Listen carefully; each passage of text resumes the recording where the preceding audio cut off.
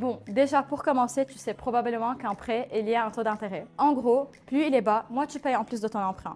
Mais est-ce que tu es bien au clair sur les autres termes dont va forcément te parler ton conseiller? No stress, on te les décrypte.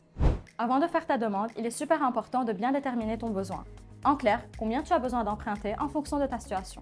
Pour un prêt étudiant, tu peux estimer le montant selon la durée de tes études, le coût de ta scolarité et tes dépenses du quotidien en lien avec tes études.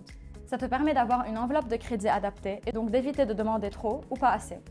D'ailleurs, pour rembourser ton prêt, il existe un différé de remboursement. C'est une période pendant laquelle tu ne rembourses pas le capital, mais uniquement les intérêts et les cotisations d'assurance, ou parfois rien du tout. Imaginons que tu empruntes 10 000 € pour un projet. Si tu choisis un différé de remboursement de 6 mois, pendant cette période, tu ne rembourses que les intérêts et non le capital. Après ces 6 mois, tu commenceras à en rembourser à la fois le capital et les intérêts. Une fois la période des différés terminée, place à l'amortissement.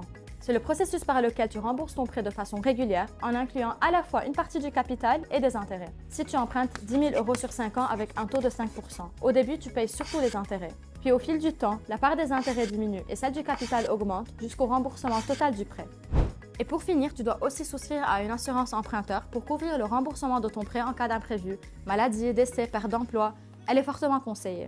Par exemple, si tu empruntes 10 000 € sur 48 mois avec une assurance à 0,7%, cela te coûtera environ 3 € par mois en plus de ta mensualité du prêt.